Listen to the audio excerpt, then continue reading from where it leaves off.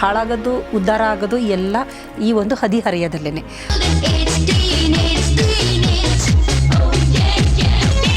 ನಾನು ಇವನು ನಂಬೋದಾ ನಮ್ಮ ತಂದೆ ತಾಯಿನ ನಂಬೋದಾ, ನನಗೆ ಯಾರು ಆಪ್ತರು, ಇದೆಲ್ಲ ಅನಲೈಸ್ ಮಾಡೋದು ಮುಂಭಾಗದ ಮೆದುಳು. ಆ ಮನೇಲಿ ಬಂದು ಹೇಳಿದಾಳೆ ನಂಗೆ ಹಿಂಗೆ ಇಷ್ಟ ಅಂಥೇಳಿ. ಆಮೇಲೆ ಮನೆಯವರೆಲ್ಲ ಚೆಕ್ ಮಾಡಿದಾಗ ಅವನು ಮುಂಚೆ ದರೋಡೆ ಪ್ರಕರಣ ಮತ್ತು ಕೊಲೆ ಪ್ರಕರಣದಲ್ಲಿ ಭಾಗಿಯಾಗಿದೆ ಅಂತ ಗೊತ್ತಾಗಿದೆ. ಪ್ರೀತಿ ಮಾಡಿ ಮದುವೆ ಆಗೋದು ಖಂಡಿತ ತಪ್ಪಲ್ಲ, ಆದರೆ ಅದಕ್ಕೊಂದು ವಯಸ್ಸಂತ ಇದೆ. ಇವಾಗ ಯಾವ ಥರ ಆಗಿದೆ ಅಂದರೆ ಸರ್, ನೀವು ನಂಬ್ತೀರಾ ಬಿಡ್ತೀರಾ, ಬಾಯ್ ಫ್ರೆಂಡ್ ಇಲ್ಲ ಅಂತ ಅಂದ್ಬಿಟ್ರೆ ಅದೊಂದು ವೀಕ್ನೆಸ್ ಅನ್ನೋ ಥರ.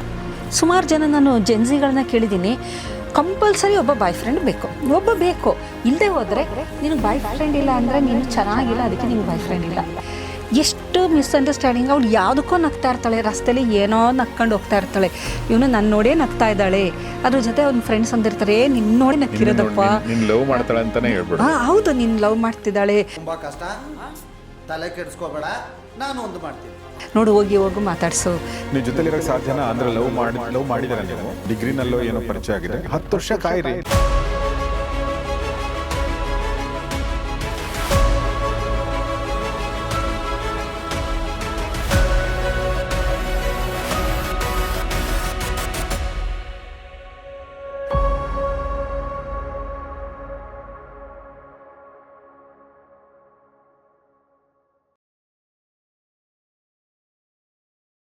ಸ್ನೇಹಿತರೆ ನಮಸ್ಕಾರ. ಗೌರಿ ಶಕ್ಕಿ ಸ್ಟುಡಿಯೋದ ವಿಶೇಷ ಕಾರ್ಯಕ್ರಮ ಫ್ಯಾಮಿಲಿ ಡಾಕ್ಟರ್, ನಿಮಗೆಲ್ಲ ಆತ್ಮೀಯ ಸ್ವಾಗತ. ನಾನು ಗೌರಿ ಶಕ್ಕಿ.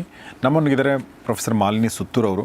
ಸೊ ಇವತ್ತು ನಾವು ಕಳೆದ ಕೆಲವು ದಿನಗಳಿಂದ ನೀವು ಗಮನಿಸಿರ್ಬೋದು, ನಾವು ಇದನ್ನು ಎಸ್ ಕೆ ಉಮೇಶ್ ಸರ್ ಜೊತೆ ಒಂದು ಕ್ರೈಮ್ ಆ್ಯಂಗಲ್ ಕೂಡ ಮಾತಾಡಿದ್ವಿ. ತುಂಬ ಜನ ಈ ಹದಿಹರೆಯದಲ್ಲಿರುವಂಥ ವ್ಯಕ್ತಿಗಳು ಅಂದರೆ ಮಕ್ಕಳು ಒಂದು ಆತ್ಮಹತ್ಯೆ ಮಾಡ್ಕೊಳ್ಳುವಂಥದ್ದು, ಇಲ್ಲ ಅಂದರೆ ಕೊಲೆ ಮಾಡುವಂಥದ್ದು, ಇಲ್ಲಾಂದರೆ ಮನೆ ಬಿಟ್ಟು ಓಡಿ ಹೋಗುವಂಥದ್ದು, ಈ ಥರ ಘಟನೆಗಳನ್ನ ನಾವು ಸುಮಾರು ನೋಡ್ತಾ ಇದ್ದೀವಿ.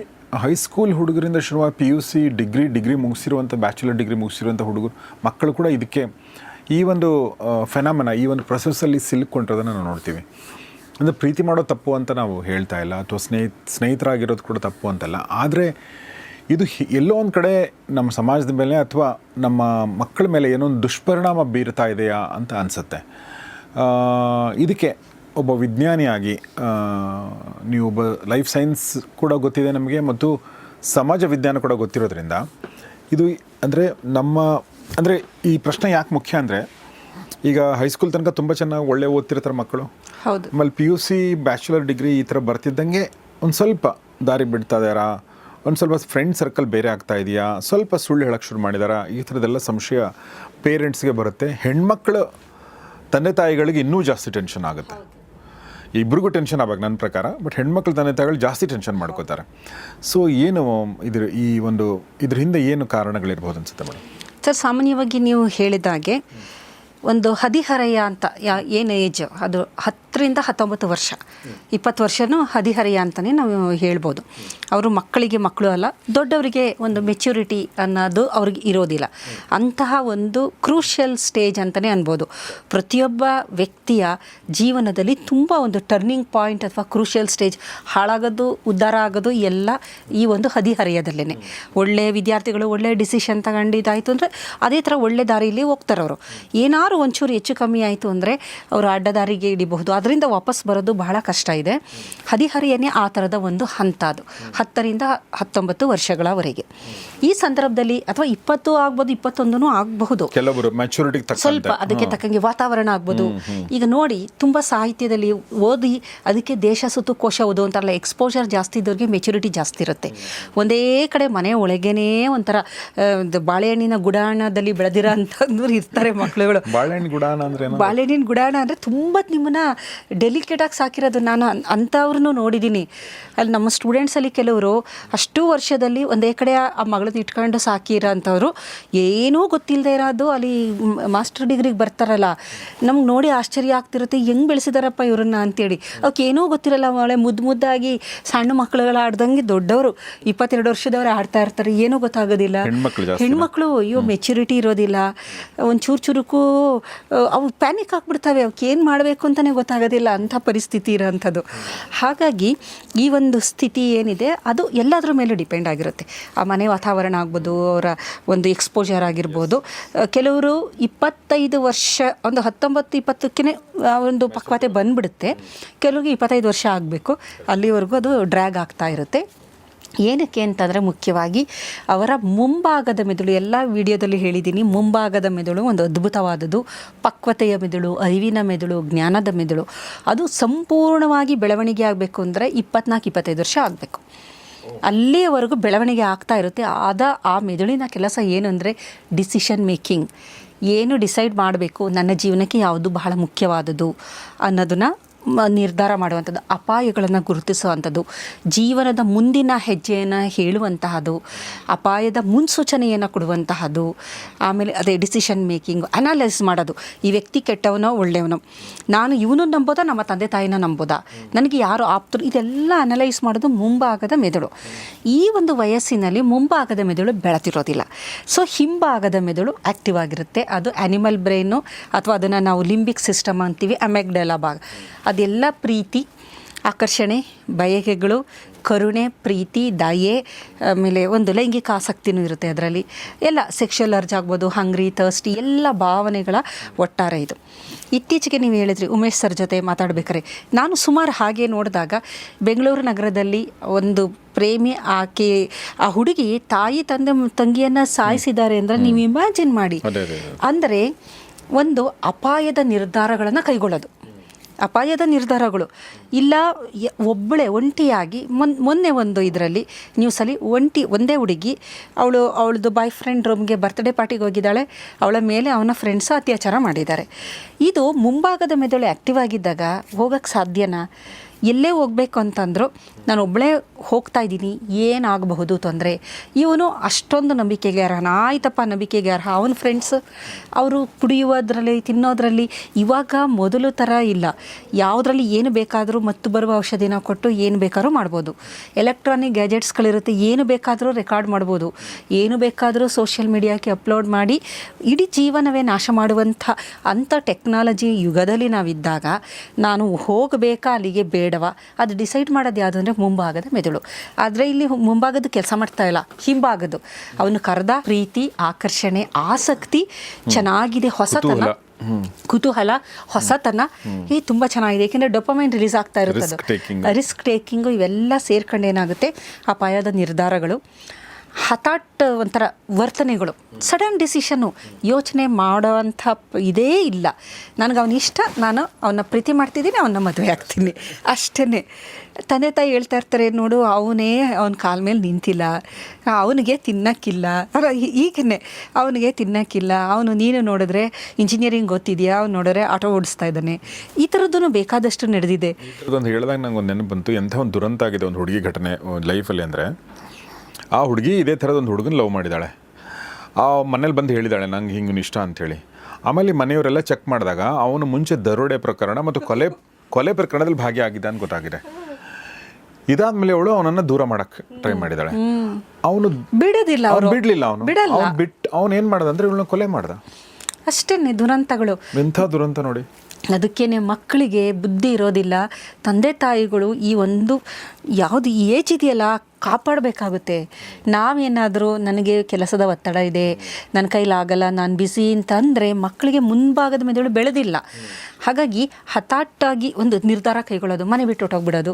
ಹೋಗಿ ಏನು ಮಾಡ್ತೀಯಮ್ಮ, ಏನು ತಿಂತೀಯಾ, ಎಲ್ಲ ಹೆಂಗೆ ಬೆಳೆದಿರ್ತಾರೆ ಇವರು ಅಂತಂದರೆ ಲ್ಯಾವಿಶಾಗಿ ಬೆಳೆದಿರ್ತಾರೆ.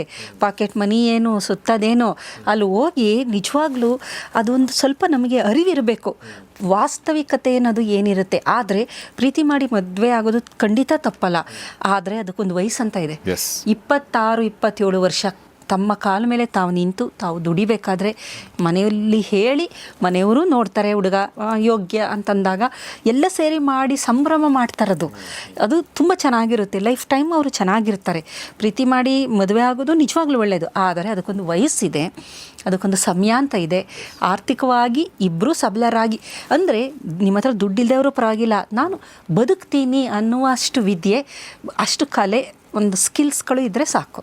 ಅದು ಒಂದು ವಯಸ್ಸಾದ ಮೇಲೆ ಬರುವಂಥದ್ದು ಹಠಾಟ್ ವರ್ತನೆಗಳು ಇದು ಮಾಡೋವಂಥದ್ದು. ಇದರ ಜೊತೆಯಲ್ಲಿ ಸಾಮಾಜಿಕ ಒತ್ತಡ ಇವಾಗ ಯಾವ ಥರ ಆಗಿದೆ ಅಂದರೆ ಸರ್, ನೀವು ನಂಬ್ತೀರಾ ಬಿಡ್ತೀರಾ, ಬಾಯ್ ಫ್ರೆಂಡ್ ಇಲ್ಲ ಅಂತಂದ್ಬಿಟ್ರೆ ಅದೊಂದು ವೀಕ್ನೆಸ್ ಅನ್ನೋ ಥರ.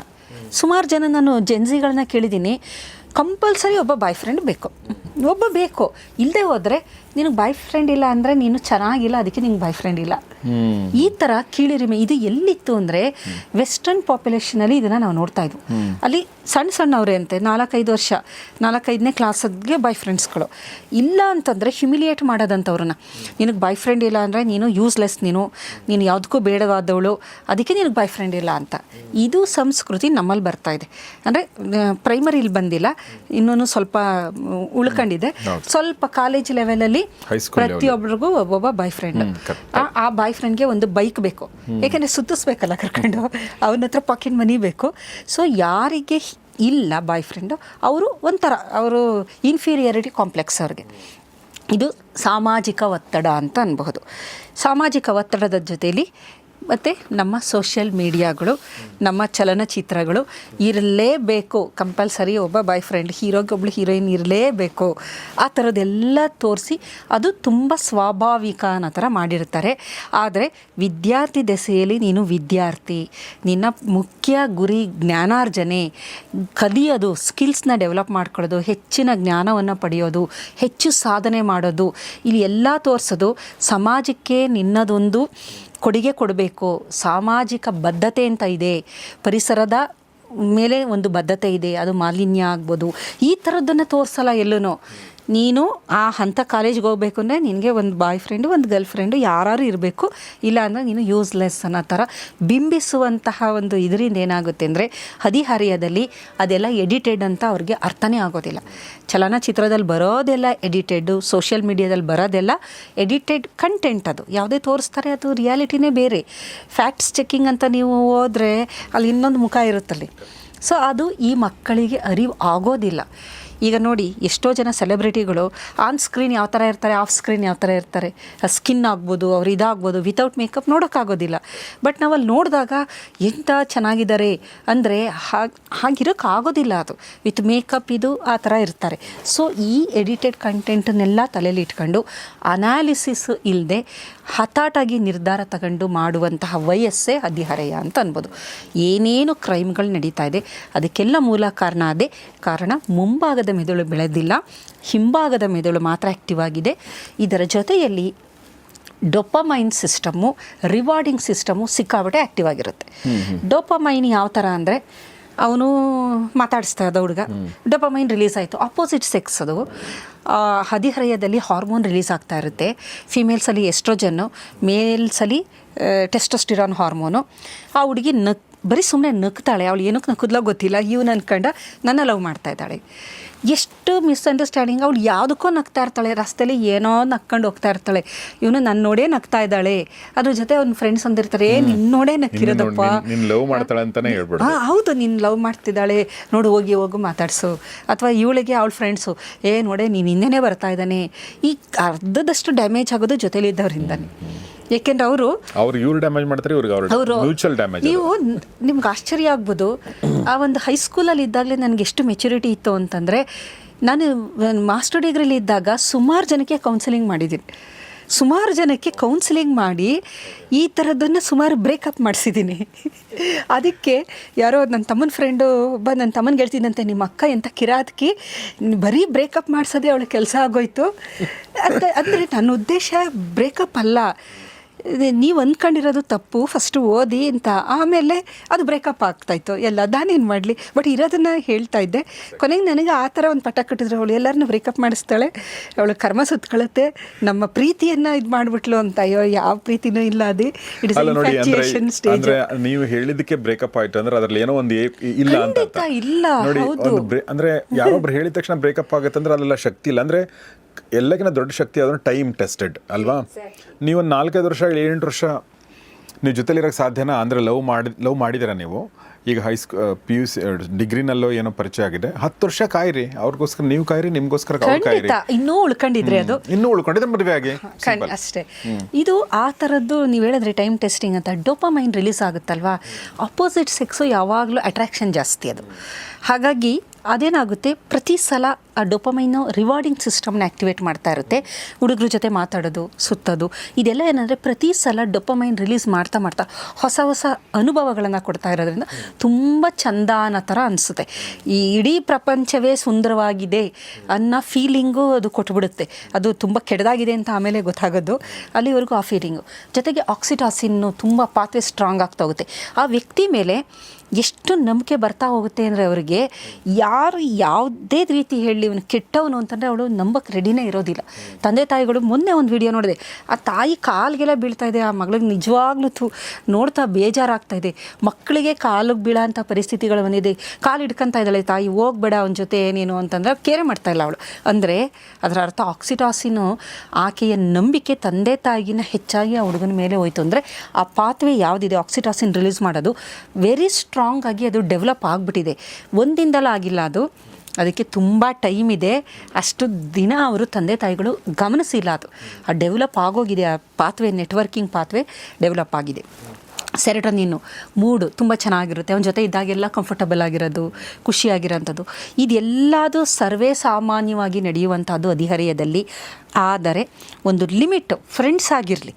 ಈಗ ಒಂದು ಗ್ರೂಪ್ ಇದೆ, ಒಂದಷ್ಟು ಹುಡುಗಿರು ಫ್ರೆಂಡ್ಸ್ ಆಗಿರಲಿ, ಅಷ್ಟೇ ಇದ್ದರೆ ಅದು ಸರಿ. ಅದಕ್ಕಿಂತ ಮೀರಿ ಸಂಬಂಧಗಳು ಜಾಸ್ತಿ ಆಗ್ತಾ ಹೋದರೆ ಏನಾಗುತ್ತೆ, ಅದರಿಂದ ಖಂಡಿತವಾಗ್ಲೂ ಅವರ ಶೈಕ್ಷಣಿಕವಾಗಿ ಅವ್ರ ಎಲ್ಲ ರೀತಿ ಪರ್ಸ್ನಲ್ ಆಗಿ ಅವರಿಗೆ ಡ್ಯಾಮೇಜ್ ಆಗುವ ಸಾಧ್ಯತೆ ಇದೆ. ಇದನ್ನು ಇತ್ತೀಚಿನ ದಿನದಲ್ಲಿ ಇದನ್ನು ಲವ್ ಬಾಂಬಿಂಗ್ ಅಂತ ಕರೀತಾರೆ, ಅಥವಾ ಗ್ಯಾಸ್ ಲೈಟಿಂಗ್ ಅಂತಲೂ ಇನ್ನೊಂದು ಪದ ಇದೆ. ಲವ್ ಬಾಂಬಿಂಗ್, ಗ್ಯಾಸ್ ಲೈಟಿಂಗ್ ಇವೆಲ್ಲ ಈ ಒಂದು ವಿಚಾರಕ್ಕೆ ಬಳಕೆ ಮಾಡುವಂಥದ್ದು. ಯಾಕೆ ಲವ್ ಬಾಂಬಿಂಗ್ ಅಂತಾರೆ ಅಂದರೆ, ನಿಮಗೆ ಒಂದು ಅಣು ಬಾಂಬ್ ಹಾಕಿದಾಗ ಎಷ್ಟು ಡ್ಯಾಮೇಜ್ ಆಗುತ್ತೆ, ಅದೇ ಥರ ಈ ಲವ್ ಬಾಂಬಿಂಗಲ್ಲಿ ಲವ್ ಅನ್ನೋ ಒಂದು ಪದದಿಂದಾಗಿ ಬಹಳಷ್ಟು ಡ್ಯಾಮೇಜ್ಗಳು ಇಬ್ರಿಗೂ ಆಗುತ್ತೆ. ಹುಡುಗನಿಗೂ ಆಗ್ಬೋದು, ಹುಡುಗಿಗೂ ಆಗ್ಬೋದು, ಇಬ್ಬರ ಮನೆಯವರಿಗೂ ಆಗ್ಬೋದು. ಅದನ್ನು ಲವ್ ಬಾಂಬಿಂಗ್ ಅಂತ ಕರೀತಾರೆ. ಹಾಗಾಗಿ ಇದರ ಬಗ್ಗೆ ಒಂದು ಮಕ್ಕಳಿಗೆ ಅರಿವಿರಬೇಕು. ಅದಕ್ಕೆ ಮೊದಲನೇದಾಗಿ ಮಕ್ಕಳಿಗೆ ಹುಡುಗರಿಗೂ ಹೆಣ್ಣು ಮಕ್ಕಳಿಗೂ ಲೈಂಗಿಕ ಶಿಕ್ಷಣದ ಅಗತ್ಯ ಇದೆ. ಏನಕ್ಕೆ ಅಂದರೆ ಹದಿಹರೆಯದಲ್ಲಿ ಏನಕ್ಕೆ ಆ ಥರ ಆಗ್ತಾಯಿದೆ, ಸಂತೋಷ ಆಗ್ತಾಯಿದೆ ಹುಡುಗನ ನೋಡಿದಾಗ ಏನು ಅಂದರೆ ಅವಳಿಗೆ ಗೊತ್ತಿರಬೇಕು ಎಸ್ಟ್ರೋಜನ್ ಜಾಸ್ತಿ ರಿಲೀಸ್ ಆಗ್ತಾಯಿದೆ ನನಗೆ, ಆಮೇಲೆ ನನಗೆ ಕುತೂಹಲ, ಆಮೇಲೆ ಅವ್ರ ಜೊತೆ ಸುತ್ತಾಡಿದಾಗ ತುಂಬ ಸಂತೋಷ ಅಂದರೆ ಡೋಪಮೈನ್ ರಿಲೀಸ್ ಆಗ್ತಾಯಿದೆ, ಆಕ್ಸಿಟಾಸಿನ್ ನಂಬ್ತಾ ಇದ್ದೀನಿ, ಇದೆಲ್ಲ ಯಾವಾಗ ತಿಳುವಳಿಕೆ ಇರುತ್ತೆ ಸೆಲ್ಫ್ ಕಂಟ್ರೋಲು ಬರುತ್ತೆ. ಅವಾಗ ನಮಗೆ ವಿಚಾರಗಳು ಗೊತ್ತಿದ್ದಾಗ ಮಾತ್ರ ನಾವು ಕಂಟ್ರೋಲ್ ಮಾಡ್ಕೊತೀವಿ. ನನಗದ್ರ ಬಗ್ಗೆ ಏನೂ ಗೊತ್ತಿಲ್ಲ, ಆವಾಗ ಏನಾಗುತ್ತೆ ಅಂದರೆ ಅದನ್ನು ನಿಜ ಅನ್ಕೊಂತಾರದು. ನಮ್ಮ ಹೊರಗಡೆ ನಡೆಯುವ ಭಾವನೆಗಳು, ಪ್ರತಿಕ್ರಿಯೆಗಳೆಲ್ಲ ನಾವು ಅದಕ್ಕದೇ ಆಗ್ತೀರಾ ಅಂಥದ್ದು, ಅದು ಯಾವುದೂ ನಿಯಂತ್ರಣ ಮಾಡ್ತಾ ಇಲ್ಲ ಅಂತ ನಮಗೆ ಅರ್ಥ ಆಗೋದಿಲ್ಲ. ಸೊ ಹಾಗಾಗಿ ಈ ಥರದ್ದೆಲ್ಲ ವಿಚಾರಗಳನ್ನು ನಾವು ಸ್ವಲ್ಪ ಮಕ್ಕಳಿಗೆ, ಆಮೇಲೆ ನಂತರದ ದಿನದಲ್ಲಿ ಏನಾಗುತ್ತೆ, ಆಮೇಲಾದರೂ ಅವರು ಲೈಂಗಿಕವಾಗಿ ಇದಾದಾಗ ಅಕಸ್ಮಾತ್ ಗರ್ಭ ಧರಿಸಿದ್ರೆ ಏನು ತೊಂದರೆಗಳಾಗುತ್ತೆ ಆ ಹಂತದಲ್ಲಿ, ಅಥವಾ ಸೆಕ್ಷುಲಿ ಟ್ರಾನ್ಸ್ಮಿಟೆಡ್ ಡಿಸೀಸು ಅವನಿಗೇನಾದ್ರು HIV ಪಾಸಿಟಿವ್ ಇರ್ಬೋದು. ಏನಕ್ಕೆ ಅಂದರೆ HIV ಪಾಸಿಟಿವ್ ಆಗಿ ಅದು ಏಡ್ಸ್ಗೆ ತಿರುಗೋ ಅಷ್ಟರಲ್ಲಿ 10 ವರ್ಷವೂ ಆಗ್ಬೋದು ಕೆಲವರಿಗೆ. 1 ತಿಂಗಳಿಂದ 3 ತಿಂಗಳಿಂದ 10 ವರ್ಷದವರೆಗೂ HIV ಪಾಸಿಟಿವ್ ಆಗಿ ಇರ್ತಾನೆ ಅವನು. ಏಡ್ಸ್ ಆಗಿರೋದಿಲ್ಲ, ಗೊತ್ತೇ ಆಗೋದಿಲ್ಲ, ಜೊತೆಲೇ ಇರ್ಬೋದು. ಈಗ ಯಾರೂ ನಂಬ ಹಾಗಿಲ್ಲ, ಆ ಥರ ಇದೆ. ಇತ್ತೀಚೆಗೆ ಮೊನ್ನೆ ನಾನು ಇದು ರಿಪೋರ್ಟ್ ನೋಡಿದೆ, ಅದರಲ್ಲಿ ಹದಿಹರೆಯದಲ್ಲಿ HIV ಪಾಸಿಟಿವಿನ ಇದು ರಾಕೆಟ್ ಸ್ಪೀಡಲ್ಲಿ ಜಾಸ್ತಿ ಆಗ್ತಾ ಇದೆ ಅಂತ.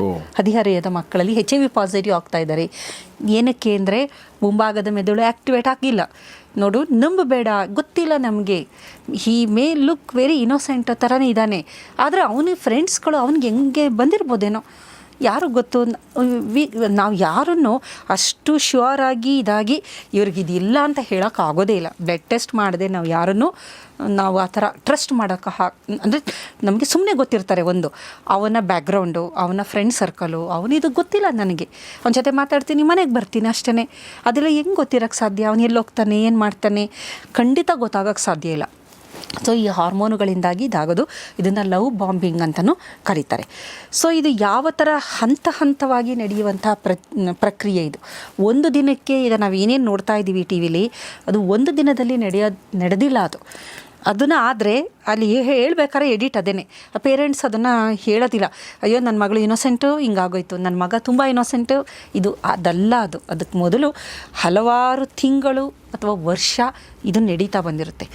ಫಸ್ಟ್ ಹಂತ ಯಾವುದು ಅಂತಂದರೆ ಸಾಮಾನ್ಯವಾಗಿ ಲವ್ ಬಾಂಬಿಂಗ್ ಯಾವ ಥರ ಆಗುತ್ತೆ ಅನ್ನೋದಾದರೆ ಫಸ್ಟ್ ಟಾರ್ಗೆಟ್ನ ಫಿಕ್ಸ್ ಮಾಡ್ತಾರೆ.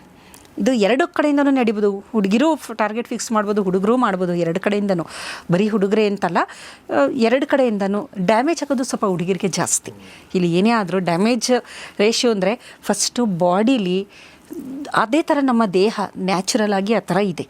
ಹುಡುಗರಿಗೆ ಎಷ್ಟೇ ಒಂದು ಆಯಿತು ಅಂದರೂ ಎಲ್ಲೋ ಒಂದು ಕಡೆ ಓಕೆ ಅನ್ನೋ ಥರ ಆಗೋಗುತ್ತೆ. ಆದರೆ ಹೆಣ್ಣುಮಕ್ಳಿಗಾದರೆ ನಾಳೆ ದಿನ ಅವಳಿಗೆ ಪ್ರೆಗ್ನೆಂಟ್ ಆಗಿರ್ಬೋದು, ನಾಳೆ ದಿನ ಅದಕ್ಕೆ ಯಾರು ಒಂದು ಹೊಣೆಗಾರಿಕೆ ಅಂತ ನಾವು ಹೇಳ್ಬೋದಾಗುತ್ತೆ. ಸೊ ಡ್ಯಾಮೇಜ್ ಹೆಣ್ಣುಮಕ್ಳಿಗೆ ಜಾಸ್ತಿ.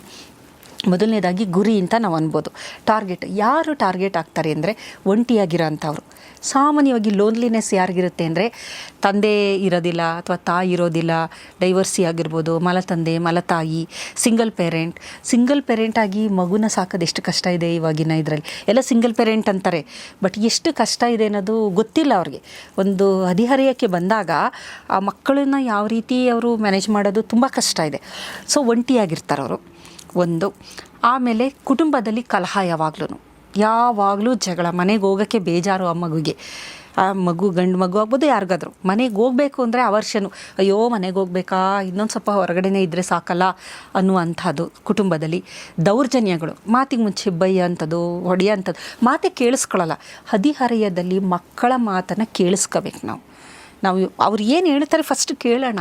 ಗುಡ್ ಲಿಸ್ನರ್ ಆದವರೇ ಗುಡ್ ಪೇರೆಂಟ್ಸ್ ಅನ್ಬೋದು. ಅವ್ನಿಗೇನೋ ಆಗ್ತಾ ಇರ್ಬೋದು, ಅವ್ಳಿಗೇನೋ ಆಗ್ತಾ ಇರ್ಬೋದು, ಅದನ್ನು ನಾವು ತಂದೆ ತಾಯಿ ಕೇಳಿದೆ ಯಾರು ಕೇಳ್ತಾರೆ? ಈಗ ತಂದೆ ತಾಯಿ ಆಪ್ತರು, ಅವರೇ ಕೇಳದೆ ಹೋದಾಗ ಇನ್ನು ಯಾರು ಕೇಳ್ತಾರೆ ಅದನ್ನು ಅಲ್ವಾ? ಹಾಗಾಗಿ ಈ ತಂದೆ ತಾಯಿಗಳು ಏನು ಮಾಡ್ತಾರೆ, ಗುಡ್ ಲಿಸ್ನರ್ಸ್ ಆಗಿರಬೇಕು. ಯಾರಿಗೆ ತನ್ನ ಮನೆಯಲ್ಲಿ ಪ್ರಾಮುಖ್ಯತೆ ಸಿಗ್ತಾ ಇಲ್ಲ ಅಂಥವರು ತುತ್ತಾಗ್ತಾರೆ. ಮತ್ತು ಅವ್ರಿಗೆ ಇನ್ಫೀರಿಯಾರಿಟಿ ಇರುತ್ತೆ. ಕೆಲವರು ಕುಳ್ಳಕ್ಕಿರ್ಬೋದು, ಕೆಲವರು ದಪ್ಪ ಇರ್ಬೋದು, ಕೆಲವರು ಕಪ್ಪಿರ್ಬೋದು. ಅವ್ರಿಗೇನಂತಂದರೆ ಅವ್ರನ್ನ ಆ ಗ್ರೂಪಲ್ಲಿ ಸೇರಿಸ್ಕೊಳ್ಳಲ್ಲ. ನೀನು ಕುಳ್ಳಕ್ಕಿದೆಯಾ, ಅವ್ರಿಗೆ ಯಾರೋ ಬಾಯ್ ಫ್ರೆಂಡ್ ಇಲ್ಲ, ಬೇರೆಯವ್ರಿಗೆಲ್ಲ ಇದ್ದಾರೆ, ಅವನಿಗೆ ಗರ್ಲ್ ಫ್ರೆಂಡ್ ಯಾರೂ ಇಲ್ಲ. ಈ ಥರ ಆ ಗ್ರೂಪಿಂದ ಸ್ವಲ್ಪ ಎಲಿಮಿನೇಟ್ ಆಗಿರ್ತಾರಲ್ಲ, ಆ ಇನ್ಫೀರಿಯಾರಿಟಿ ಕಾಂಪ್ಲೆಕ್ಸ್ ಇರುತ್ತೆ. ಅಥವಾ ಹಳ್ಳಿಯಿಂದ ಬಂದಿರ್ಬೋದು, ಇಂಗ್ಲೀಷ್ ಬರದೇ ಇರ್ಬೋದು, ಅಥವಾ ಬಡವರಾಗಿರ್ಬೋದು, ಸ್ಟೈಲಿಶ್ ಆಗಿಲ್ಲದೆ ಈ ಥರದ್ದು ಏನೋ ಒಂದೊಂದು ಅಲ್ಲಿ ಇನ್ಫೀರಿಯಾರಿಟಿ ಇದ್ದಾಗ ಅಂಥವ್ರನ್ನ ಸಾಮಾನ್ಯವಾಗಿ ಅಂಥವರೇ ಟಾರ್ಗೆಟ್ ಆಗೋಂಥದ್ದು. ಒಂದು ಫ್ಯಾಮಿಲಿಯಲ್ಲಿ ಆ ಮಗುವಿಗೆ ತಂದೆ ತಾಯಿ ಪ್ರೀತಿ ವಾತ್ಸಲ್ಯ ಕೊಟ್ಟು ಎಲ್ಲ ತಗೊಂಡ್ರೆ ಅಷ್ಟು ಸುಲಭವಾಗಿ ಅವರು ಇಂಥ ಟ್ರ್ಯಾಪ್ಗೆ ಬೀಳೋದಿಲ್ಲ. ಎಲ್ಲಿ ಕೊರತೆ ಇರುತ್ತೆ, ಪ್ರೀತಿ ಕೊರತೆ ಇರುತ್ತೆ, ಗಮನದ ಕೊರತೆ ಇರುತ್ತೆ, ಗಮನಿಸ್ತಾ ಇಲ್ಲ ನಾವು ಅಂದಾಗ ನನ್ನನ್ನು ಹೆಚ್ಚು ಯಾರು ಗಮನಿಸ್ತಾರೆ ಅವರು ಪ್ರಿಯ ಅಂತ ಅನಿಸುತ್ತೆ. ಸೊ ಸೆಕೆಂಡ್ ಹಂತದಲ್ಲಿ ಏನು ಮಾಡ್ತಾರೆ ಅಂದರೆ ನೋಡ್ಕೊಂಡು ಇವರಿಗೆ ಹತ್ತಿರ ಆಗ್ತಾ ಬರ್ತಾರೆ ಅವರು. ಯಾವ ಥರ ಅಂದರೆ ತುಂಬ ಅಪ್ರಿಷಿಯೇಟ್ ಮಾಡ್ತಾರೆ. ಏನೋ ಒಂದು ಮಾಡಿದಾಗ ತುಂಬ ಚೆನ್ನಾಗಿ ಮಾಡ್ತಾಯಿದ್ದೀರಾ ಅಂತಾರೆ, ಸಹಾಯ ಮಾಡ್ತಾರೆ, ಕೇಳಿಸ್ಕೊಂತಾರೆ ಕಷ್ಟಗಳನ್ನು. ಅವ್ರಿಗೆ ಪ್ರತಿಯೊಬ್ಬರಿಗೂ ಯಾರಾದರೂ ಒಬ್ಬರ ಹತ್ರ ನಾವು ಹೇಳಬೇಕಾಗುತ್ತೆ. ಅದಕ್ಕೆ ನೋಡಿ, ಒಳ್ಳೆ ಸ್ನೇಹಿತರು ಅಥವಾ ಸ್ನೇಹಿತ ಯಾರೋ ಆ ಥರ ನಮಗೆ ಒಬ್ಬರು ಇರಲೇಬೇಕು. ಏನಂದರೆ ಕೇಳ ಅಂತವ್ರು. ಈಗ ನನಗೆ ಒಂದಷ್ಟು ತುಂಬೋಗಿದೆ ಮನಸ್ಸಲ್ಲಿ, ಈಚೆ ಹಾಕ್ಬೇಕು, ನಾನು ಎಲ್ಲಿ ಹಾಕ್ಲಿ, ಯಾರೋ ಒಬ್ಬರು ಕೇಳಬೇಕು. ಅದನ್ನು ಕೇಳಿ 4 ಸಮಾಧಾನದ ಮಾತು ಹೇಳಿದಾಗ ನಮ್ಮದೆಲ್ಲ ರಿಲೀಫ್ ಆಗುತ್ತೆ. ಆ ಥರ ಇವರ ಮಾತನ್ನು ಕೇಳಿಸ್ಕೊಂತಾರೆ ಅವರು, ಸಮಾಧಾನ ಮಾಡ್ತಾರೆ, ಸಹಾಯ ಮಾಡ್ತಾರೆ, ಅಪ್ರಿಷಿಯೇಟ್ ಮಾಡ್ತಾರೆ. ಇದು ವಿಶ್ವಾಸವನ್ನು ಗಳಿಸೋದು. ಸೊ ನನಗೆ ಅವ್ರ ಬಗ್ಗೆ ಕಾನ್ಫಿಡೆನ್ಸ್ ಬಂತು. ಈ ವ್ಯಕ್ತಿ ನನ್ನ ತುಂಬ ಕೇರ್ ಮಾಡ್ತಾರೆ, ಮುಂದಿನ ದಿನದಲ್ಲೂ ನನ್ನ ಜೀವನದಲ್ಲೂ ಈ ವ್ಯಕ್ತಿಯಿಂದ ನನ್ನ ತುಂಬ ಕೇರ್ ಮಾಡ್ತಾಯಿದ್ದಾರೆ. ಬಟ್ ಕೇರಿಂಗ್ ಅಲ್ಲ ಅದು, ನಿಮ್ಮನ್ನ ಒಂದು ಅಟ್ರ್ಯಾಕ್ಟ್ ಮಾಡೋದಕ್ಕೋಸ್ಕರ ಮಾಡ್ತಿರೋದು, ನಿಜವಾದ ಕೇರಿಂಗ್ ಅಲ್ಲ. 2ನೇ ಹಂತ. 3ನೇ ಹಂತ ಸಂಬಂಧವನ್ನು ಬೆಳೆಸ್ಕೊಳ್ಳೋದು. ಯಾವ ಥರ ಅಂತಂದರೆ ತುಂಬ ದಿನ ಆದಮೇಲೆ ನೀನು ತುಂಬ ಸ್ಪೆಷಲು ನನ್ನ ಲೈಫಲ್ಲಿ ಅನ್ನೋ ಮಾತು, you are very special to me ಅಂತಂತಾರೆ. ಆಮೇಲೆ ಇತ್ತೀಚೆಗೆ ಒಂದು ಮಾತು, ಯು ಆರ್ ಮೈ ಸೋಲ್ಮೇಟ್ ಅಂತ. ಅದು ಯಾವ ಸೋಲು, ಅದು ಯಾವ ಮೇಟೋ, ನಿಜವಾಗ್ಲೂ ಅಲ್ಲ, ಈ ಡೈಲಾಗ್ ನಾನು ಕೇಳ್ಬಿಟ್ಟಿದ್ದೀನಿ. ಯು ಆರ್ ಮೈ ಸೋಲ್ಮೇಟ್ ಅನ್ನೋ ಅಂಥ ಜನಗಳು ಈ ಜನ್ಮಾಂತರದ್ದು ಕತೆಗಳನ್ನು ಶುರು ಮಾಡಿಬಿಡ್ತಾರೆ. ಹಿಂದಿನ ಜನ್ಮದಲ್ಲೂ ನನ್ನ ಸ್ನೇಹಿತೆ, ಈ ಜನ್ಮದಲ್ಲೂ ಯು ಆರ್ ಮೈ ಸೋಲ್ಮೇಟ್, ನಾನು ನನ್ನ ಜೀವನದಲ್ಲಿ ನೀನು ತುಂಬ ಮುಖ್ಯ. ಈ ಥರದ್ದು ಈ ಫಿಲ್ಮ್ ಡೈಲಾಗ್ಸ್ ಎಲ್ಲ ಒಂದು ಸ್ವಲ್ಪ ಇರುತ್ತಲ್ಲ, ಎಲ್ಲ ಮಿಕ್ಸ್ ಮಾಡಿ ರಿಮಿಕ್ಸ್ ಥರ ಅದನ್ನೊಂದು ಅಷ್ಟು ಕೇಳೋಕ್ಕೆ ಚೆನ್ನಾಗಿರುತ್ತೆ ನೋಡಿ. ಯಾರು ಹೇಳಿದಾಗ ನೀನು ತುಂಬ ಇಂಪಾರ್ಟೆಂಟ್ ನನ್ನ ಜೀವನದಲ್ಲಿ ಇಂದಾಗ ಆ ಮಾತು ಕೇಳೋಕ್ಕೆ ಡೋಪಮೈನ್ ರಿಲೀಸ್ ಆಯಿತು. ಇಲ್ಲಿ ಏನಾಗೋದು, ಡೋಪಮೈನ್, ಎವ್ರಿಥಿಂಗ್ ಡೋಪಮೈನ್. ಹಾಗಾಗಿ ಒಂದಷ್ಟು ಆಕ್ಸಿಟಾಸಿನು ರಿಲೀಸ್ ಆಗಕ್ಕೆ ಶುರು ಆಗುತ್ತೆ. ಆಕ್ಸಿಟಾಸಿನ್ ರಿಲೀಸ್ ಆದಾಗ ಏನಾಗುತ್ತೆ ಅಂದರೆ ಆ ಬ್ರಹ್ಮ ಬಂದು ಇವನು ಕೆಟ್ಟವನು ಅಂತ ಹೇಳಿದ್ರೆ ಕೇಳಲ್ಲ ಅವರು. ಆ ಪಾತ್ವೇ ವೆರಿ ವೆರಿ ಸ್ಟ್ರಾಂಗ್. ಅದು ಒಂದು ನಂಬಿಕೆಯ hormone, bonding hormone, love hormone ಹೆಣ್ಣು ಮಕ್ಕಳಲ್ಲಿ ತುಂಬ ಜಾಸ್ತಿ ರಿಲೀಸ್ ಆಗೋದು. ಅದಕ್ಕೋಸ್ಕರ ರಿಲೇಷನ್ಗೆ ಬಿದ್ದವರು ಅವರನ್ನು ಯಾರೇ ಎಷ್ಟೇ ನೀವು ಮುಂದೆ ತಂದು ತೋರಿಸಿ ಹೇಳಿದ್ರು ನಮ್ಮಲ್ಲ. ನಾನೇ ನೋಡಿದ್ದೀನಿ, ನಾವು ರಿಸರ್ಚ್ ಮಾಡ್ಬೇಕಾದ್ರೆ ಒಂದು ಹುಡುಗಿ ಇದ್ಲು, ತುಂಬ ಚೆನ್ನಾಗಿ ಪ್ರತಿಯೊಬ್ಬರಿಗೂ ಗೊತ್ತಿತ್ತು. ಆ ಹುಡುಗಿ ಕ್ರಿಶ್ಚಿಯನ್, ಅವನು ಪಕ್ಕಾ ಒಂದು ಪುರೋಹಿತ ಫ್ಯಾಮಿಲಿ ಹುಡುಗ, ಅವನು ಮಹಾನ್ ಕಿರಾತಕ. ಇವಳು ಸ್ವಲ್ಪ ಇನ್ನೋಸೆಂಟೇ ಇದ್ಲು. ಅವರಿಬ್ಬರು ಪರಸ್ಪರ ಒಬ್ರಿಗೊಬ್ರು ಬಹಳ ಇಷ್ಟಪಡ್ತಾಯಿದ್ರು. ನಮಗೆಲ್ಲರಿಗೂ ಗೊತ್ತಾಗೋದು ಅವನು ಮೋಸ ಮಾಡೇ ಮಾಡ್ತಾನೆ ಅನ್ನೋದು ಇಡೀ ಜಗತ್ತಿಗೆ ಗೊತ್ತಿತ್ತು. ಪ್ರತಿಯೊಬ್ಬರು ಅವಳಿಗೆ ಹೇಳ್ತಾಯಿದ್ರು, ಹುಷಾರಾಗಿರು, ಅವನು ನೀನು ನಂಬ್ಕೊಂಡಂಗೆ ಅಂದರೆ ನೀವು ಯಾರು ಏನು ಹೇಳಲಿ ಅವಳು ಕೇಳೋಕ್ಕೆ ರೆಡಿನೇ ಇಲ್ಲ. ಒಂದು ಸಲ ಹಿಂಗೇನೆ ತುಂಬ ದಿನದಿಂದ ಫೋನ್ ಬರ್ತಾ ಇರಲಿಲ್ಲ. ಫೋನ್ ಬರ್ತಾ ಇಲ್ಲ, ಅವನು ಇದು ಮಾಡ್ತಾ ಇದ್ದಾನೆ ಅಂದರೆ ಜಸ್ಟಿಫಿಕೇಷನ್ ಕೊಡೋಳು, ಇಲ್ಲ ಅವನಿಗೆ ನೆಟ್ವರ್ಕ್ ಸಿಗ್ತಾ ಇಲ್ಲ, ಅವನೆಲ್ಲೋ ದೂರದಲ್ಲಿ. ಎಷ್ಟು ಚೆನ್ನಾಗಿ ಅವಳು ಜಸ್ಟಿಫೈ ಮಾಡ್ಕೊಳ್ಳೋಳು ಅಂದರೆ ನಮಗಂತೂ ಇವಳಿಗೆ ಏನಂದ್ರು ಕೊನೆಗೆ ಬಿಟ್ಟ, ಅವನು ಮೋಸ ಮಾಡ್ದ. ಅವರು ನಾವೆಲ್ಲ ಹೆಂಗೆ ಆ್ಯಂಟಿಸಿಪೇಟ್ ಮಾಡಿದ್ವು ಹಂಗೆ ಮೋಸ ಖಂಡಿತ ಆಯ್ತು ಅವಳಿಗೆ. ಬಟ್ ಆ ಹುಡುಗಿ ನೀವು ಹೆಂಗೆ ಹೇಳಿದ್ರು ರೆಡಿ ಇಲ್ಲ ಅವಳು ಕೇಳೋದಕ್ಕೆ. ನೀವು ಹೇಳಿದ್ರೆ ನಿಮಗೆ ಒಂದು ಜಸ್ಟಿಫಿಕೇಷನ್ ಅವಳೇ ಕೊಡ್ತಾಳೆ, ರೆಡಿ ಆನ್ಸರ್ ಇರುತ್ತೆ. ಅವ್ನು ಮೋಸ ಮಾಡೋ ಅಂಥವನಲ್ಲ, ಅವನಿಗೆ ನೆಟ್ವರ್ಕ್ ಸಿಗ್ತಾ ಇಲ್ಲ, ಹಾಗೆ ಹೀಗೆ. ನಾನು ಯಾವ ಬಿಡಮ್ಮ ತಾಯಿ ಅಂತ ಕೊನೆಗೆ ಅರಿವಾಯಿತು. ಅಷ್ಟರಲ್ಲಿ ಡ್ಯಾಮೇಜ್ಗಳು ಆಗಿದ್ವು, ತುಂಬ ಎಲ್ಲ ಹಾಳಾಗುತ್ತೆ ನ್ಯಾಚುರಲಿ. ಸೊ ಈ ಒಂದು ಸ್ಥಿತಿ ನಂತರ ನೆಕ್ಸ್ಟ್ ಹಂತ, ಇದು ಹಂತವಾಗಿ ನಡೆಯೋದು. ತಿಂಗಳುಗಳಾಗ್ಬೋದು, ಒಂದಷ್ಟು ವರ್ಷಗಳೇ ಆಗಬಹುದು. ನೆಕ್ಸ್ಟ್ ಹಂತದಲ್ಲಿ ಗ್ರ್ಯಾಜುವಲ್ ಆಗಿ ಅವರು ಎಲ್ಲರಿಂದ ನಿಮ್ಮನ್ನು ದೂರ ಮಾಡ್ತಾ ಬರ್ತಾರೆ. ಲವ್ ಬಾಂಬಿಂಗ್ದು ಇದೇ ಕತೆ. ಲವ್ ಜಿಹಾದ್, ಲವ್ ಬಾಂಬಿಂಗ್, ಗ್ಯಾಸ್ ಲೈಟಿಂಗ್ ಇವೆಲ್ಲ ಇದೆಯಲ್ಲ, ನಿಮ್ಮನ್ನು ಹೆಂಗೆ ದೂರ ಮಾಡ್ತಾರೆ ಅಂದರೆ ಫ್ರೆಂಡ್ಸ್ನ ದೂರ ಮಾಡ್ತಾರೆ ಮೊದಲು. ನಿನ್ನ ಫ್ರೆಂಡ್ಸು ನನ್ನ ಕಂಡ್ರೆ ತುಂಬ ಹೊಟ್ಟೆ ಕಿಚ್ಚಿದೆ ಅವ್ರಿಗೆ, ನೋಡು ಎಷ್ಟು ಸ್ಮಾರ್ಟಾಗಿರೋ ಹುಡುಗ ಸಿಕ್ಬಿಟ್ಟಿದ್ದಾನೆ ಅಂತ ನಿನ್ನ ಫ್ರೆಂಡ್ಸ್ಗೆ ನೀನು ಕಂಡ್ರೆ ಹೊಟ್ಟೆ ಕಿಚ್ಚು ದೂರ ಮಾಡ್ಕೊ. ಅವರು ನಿನ್ನ ಬ್ರೈನ್ ವಾಶ್ ಮಾಡಿಬಿಡ್ತಾರೆ. ನನ್ನಂಥವ್ರು ಆಗಿಬಿಟ್ರೆ ಫಸ್ಟ್ ಹೇಳ್ತಾರೆ, ಆ ಮೇಡಮಿಂದ ದೂರ ಇದ್ಬಿಡು, ಬ್ರೈನ್ ವಾಶ್ ಆಗಿಬಿಡುತ್ತೆ ನಿಂದು ಅಂಥೇಳಿ. ಆ ಥರ ಸ್ನೇಹಿತರನ್ನು ದೂರ ಮಾಡ್ತಾರೆ. ತಂದೆ ತಾಯಿಗಳ ಬಗ್ಗೆ ಎತ್ಕಟ್ತಾರೆ ಅವರು ಮಾಡೋದಲ್ಲೇ. ನಿಮ್ಮ ತಂದೆ ಕೆಟ್ಟವರು, ನಿಮ್ಮ ತಾಯಿ ಕೆಟ್ಟವರು, ನಿನ್ನ ಬಗ್ಗೆ ಪ್ರೀತಿ ಇಲ್ಲ, ನೋಡು ನಿನ್ನೊಂಥರ ನೋಡ್ತಾರೆ, ನಿಮ್ಮ ಅಣ್ಣನೊಂಥರ ನೋಡ್ತಾರೆ, ತಮ್ಮನೊಂಥರ ನೋಡ್ತಾರೆ. ಈ ಥರ ಎಲ್ಲ ಥರ ಅಂದರೆ ನಿಮ್ಮನ್ನು ಕಂಪ್ಲೀಟು ಒಂಟಿ ಮಾಡಿಬಿಡ್ಬೇಕು. ನೀವು ಎಮೋಷನಲಿ ಡಿಪೆಂಡ್ ಆಗಬೇಕು, ಅವನನ್ನೇ ನಂಬ್ಕೋಬೇಕು ನೀವು ಎಮೋಷನಲಿ. ಆ ಥರದ್ದು ಒಂದು ಸಿಚುಯೇಷನ್ನು ಕ್ರಿಯೇಟ್ ಮಾಡ್ತಾರೆ. ನೆಕ್ಸ್ಟು ಅದಾದ ನಂತರ ಭಾವನೆಗಳ ನಿಯಂತ್ರಣ ಅಂತ. ಭಾವನೆಗಳ ನಿಯಂತ್ರಣ ಹೆಂಗೆ ಅಂದರೆ ಕಂಪ್ಲೀಟು ನೀವು ಪಪೆಟ್, ನೀವು ಅವರ ಆಡಿಸುವ ಕೈಗೊಂಬೆ ಅಷ್ಟೇ, ಎಲ್ಲ ಕಂಟ್ರೋಲ್ ಮಾಡೋದು ಅವರೇ. ಕಾರಣ ಏನು ಅಂದರೆ ಈ ಹಂತದಲ್ಲಿ ಏನು ಮಾಡ್ತಾರೆ ಅಂದರೆ ಭಯನ ಕ್ರಿಯೇಟ್ ಮಾಡ್ತಾರೆ. ಒಂದಷ್ಟು ದಿನ ಸಿಕ್ಕೋದಿಲ್ಲ ನಿನಗೆ, ಸ್ವಿಚ್ ಆಫ್ ಬರ್ತಾ ಇರುತ್ತೆ, ಟೆನ್ಷನ್ ಇಲ್ಲಿ ಇವಳಿಗೆ, ಯಾಕೆ ಅವನು ಬರ್ತಾಯಿಲ್ಲ, ಯಾಕೆ ಸಿಗ್ತಿಲ್ಲ, ಆಮೇಲೆ ಸಿಗ್ತಾನೆ, ಆಮೇಲೆ ಪುನಃ ಸಿಕ್ಕೋದಿಲ್ಲ. ಇದು ಆಟ ಆಡೋಕ್ಕೆ ಶುರು ಮಾಡ್ತಾರೆ. ಸೊ ಇಲ್ಲಿ ಏನಾಗ್ತಾ ಇರುತ್ತೆ ಅಂದರೆ ಟೆನ್ಷನ್ ಜಾಸ್ತಿ ಆಗ್ತಾ ಇರುತ್ತೆ. ನಾನು ಎಲ್ಲಿ ಕಳ್ಕೊಂಬಿಡ್ತೀನೋ ಅವನ್ನ, ಎಲ್ಲಿ ಇದಾಗ್ತೀನೋ ಅನ್ನುವ ಒಂದು ಹಂತಕ್ಕೆ ಬಂದಿರ್ತಾರೆ. ಕೊನೆಯ ಹಂತ ಅದು ಇಂಟರ್ಮಿಟೆಂಟ್ ರೆನ್ಫೋರ್ಸ್ಮೆಂಟ್ ಅಂತಾರೆ. ಸಂಪೂರ್ಣವಾಗಿ ಅವರು ಹೇಳೋ ಥರ ನೀವು ಕೇಳಬೇಕು. ಆವಾಗ ಅವನಂತಾನೆ ಸಿಗ್ತಾ ಇಲ್ಲ, ಒಂದಿನ ಸಿಗ್ತಾನೆ. ಆ ಹಂತದಲ್ಲಿ ಹೇಳ್ತಾನೆ, ನೀನು ನಿಜವಾಗ್ಲೂ ನನ್ನ ಪ್ರೀತಿ ಮಾಡ್ತಿದ್ದೀಯ ಅಂದರೆ ಇವಳು ಎಸ್ ಅಂತಾಳೆ. ಅಥವಾ ಹುಡುಗಿ ಎರಡು ಇದರಲ್ಲೂ ನಡಿಬೋದು. ಈ ಥರ ನಾನು ಹೇಳಿದ ಹುಡುಗಿನ ಎಕ್ಸಾಂಪಲ್ ತಗೊಂಡೆ, ಹುಡುಗರಿಗೂ ಆಗ್ಬೋದು. ಇದು ರೇರೆಸ್ಟ್ ಕೇಸಸ್ಸಲ್ಲೂ ನಡೀತಾ ಇರುತ್ತೆ. ಸೊ ನಾನು ಹಾಗಾದರೆ ನನ್ನ ಪ್ರೀತಿನ ಪ್ರೂವ್ ಮಾಡು ನೀನು ಅಂತ. ಪ್ರೂವ್ ಮಾಡೋಕ್ಕೆ ನಾನು ಏನು ಮಾಡಬೇಕು, ಸಾಯ್ಬೇಕಾ, ಸಾಯೋದೇನು ಬೇಡ, ಬಾ ಎಲ್ಲೋ ಹೋಗಿ ಬರೋಣ. ಸೊ ಈ ಥರ ಅವರು ನಿಜವಾಗ್ಲೂ ಟ್ರ್ಯಾಪ್ ಮಾಡ್ಕೊಂಡು ರೆಕಾರ್ಡಿಂಗ್ ಮಾಡ್ಕೊಳ್ಳೋದು, ಮತ್ತೊಂದು ಮಾಡೋದು, ಅವ್ರಿಗೆ ನಿದ್ದೆಯಲ್ಲಿ ಮಾತ್ರೆ ಹಾಕ್ಕೊಡೋದು, ಅವನ ಫ್ರೆಂಡ್ಸ್ ಜೊತೆ ಅದು ಒಂದು ವೈಲೆನ್ಸ್, ಒಂದು ಸೆಕ್ಷುವಲ್ ಹರಾಸ್ ಮಾಡೋದು ಎಲ್ಲ ಮಾಡಿ ನಾವು ಅವನಿ ಯಾವ ರೀತಿ ಹೇಳ್ತಾನೆ ಹಂಗೆ ಕೇಳುವಂಥ ಸ್ಥಿತಿ ಒಳಗಿರುತ್ತೆ. ಹೆಣ್ಣು ಮಕ್ಕಳನ್ನ ಡ್ರಗ್ ಪೆಡ್ಲರ್ಸ್ ಆಗಿ ಯೂಸ್ ಮಾಡಿರೋದು ಬೇಕಾದಷ್ಟಿದೆ. ಆಮೇಲೆ ನೀನು ವೈರಲ್ ಮಾಡ್ತೀನಿ, ನೀನು ವಿಡಿಯೋ ದುಡ್ಡು ಕೊಡು, ಬ್ಲ್ಯಾಕ್ ಮೇಲ್ ಮಾಡೋದಿದೆ, ಬೇಕಾದಷ್ಟು. ಈ ಹಂತದಲ್ಲಿ ಯಾವುದೇ ನೀವು ಏನೇ ಮಾಡಿದ್ರು ವಾಪಸ್ಸು ಹಾಕಿ ಬರದಿದ್ದಂಥ ಕತೆ ಅದು. ಲಾಸ್ಟ್ ಹಂತದಲ್ಲಿ ತಂದೆ ತಾಯಿ ಎಲ್ಲ ಯಾರು ಬಂದು ಕಾಲು ಹಿಡ್ಕೊಂಡ್ರು ಅವನು ಹೇಳೋ ಥರನೇ ಕೇಳಬೇಕಾಗುತ್ತೆ. ಇದು ಲವ್ ಬಾಂಬಿಂಗ್ನ ಹಂತವಾಗಿ ಯಾವ ರೀತಿ ಎಕ್ಸಿಕ್ಯೂಟ್ ಮಾಡ್ತಾರೆ ಅನ್ನೋದು. ಇದರಲ್ಲಿ ಗ್ಯಾಸ್ ಲೈಟಿಂಗ್ ಅಂತಲೂ ಒಂದು ವರ್ಡ್ ಯೂಸ್ ಮಾಡ್ತಾರೆ ಇತ್ತೀಚಿನಲ್ಲಿ. ಗ್ಯಾಸ್ ಲೈಟಿಂಗ್ ಅಂದರೆ ಅವಳಿಗೆ ಭ್ರಮೆ ಹುಟ್ಟಿಸ್ಬಿಡೋದು. ಅವನು ಒಂದಷ್ಟು ದಿನ ಸಿಗ್ತಾ ಇಲ್ಲ, ಅವಳಂತಾಳೆ, ಇಲ್ಲ ನೀನು ಮೋಸ ಮಾಡ್ತಾ ಇದೆಯಾ ನನಗೆ ಅಂದರೆ, ನೀನು ಎಲ್ಲದಕ್ಕೂ ತಪ್ಪು ಹುಡುಕ್ತೀಯಾ, ನಿಂದು ಬರೀ ಇದೇ ಆಗೋಯ್ತು, ತಪ್ಪು ತಿಳಿಯೋದೇ ನಿನ್ನ ಸ್ವಭಾವ, ನಾನು ಆ ಥರ ಏನಿಲ್ಲ ಅಂದಾಗ ಅವಳಿಗೆ ಅವಳ ಬಗ್ಗೆನೇ ಒಂದು ಆತ್ಮವಿಶ್ವಾಸ ಹೊರಟೋಗುತ್ತೆ. ಅಯ್ಯೋ ಹೌದೇನೋ, ನಾನೇ ತಪ್ಪು ತಿಳ್ಕೊತಾ ಇದ್ದೀನೇನೋ, ನನ್ನ ತಿಳುವಳಿಕೆನೇ ತಪ್ಪೇನೋ. ಇದನ್ನು ಗ್ಯಾಸ್ ಲೈಟಿಂಗ್ ಅಂತಾರೆ. ಇದು ಹಂತ ಹಂತವಾಗಿ ಕೊನೆಗೆ ಯಾವ ಥರ ಅಂತಂದರೆ, ಅವಳು ಏನು ಹೇಳಿದ್ರು ಅವಳೇ ಸುಳ್ಳು ಹೇಳ್ತಿದ್ದಾಳೆ ಅನ್ನೋ ಥರ ಅವಳಿಗೆ ಒಂದು ಭ್ರಮೆನ ಹುಟ್ಟಿಸುವಂತಹ ಸ್ಥಿತಿ. So totally ಕನ್ಫ್ಯೂಸ್ಡು. ಆಲ್ರೆಡಿ ಇದೆಲ್ಲ ಆಗೋಗಿರೋಷ್ಟರಲ್ಲಿ ಅವರು ಒಂದು ಕನ್ಫ್ಯೂಸ್ ಸ್ಟೇಟಲ್ಲಿ ಇರ್ತಾರೆ. ಮತ್ತು ಮೆದುಳು ಜಡ್ಜ್ ಮಾಡೋ ಕೆಪಾಸಿಟಿ ಇರೋದಿಲ್ಲ. ಎಲ್ಲ ಎಮೋಷನ್ಸ್ಗಳು, ಭಯ, ಹೆದರಿಕೆ, ಗಾಬರಿ ಎಲ್ಲ ಸೇರ್ಕೊಂಡಾಗ complete front brain shut down ಆಗೋಗಿರುತ್ತೆ. ಸೊ ಇದು ಹಂತ ಹಂತವಾಗಿ ನಡೆಯುವಂಥದ್ದು.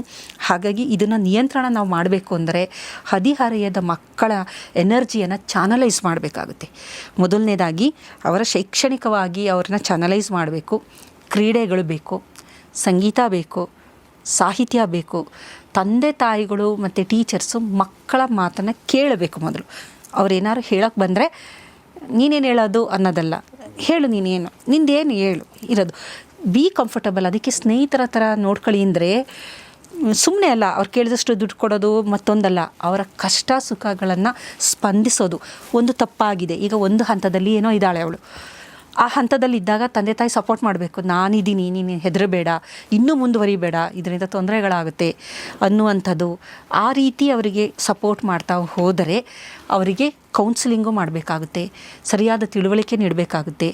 ಆ ಮಕ್ಕಳನ್ನು ಚಾನಲೈಸ್ ಮಾಡಿ ನೀವು ಕಮಿಟ್ ಮಾಡಿಸ್ತಾ ಬರಬೇಕು.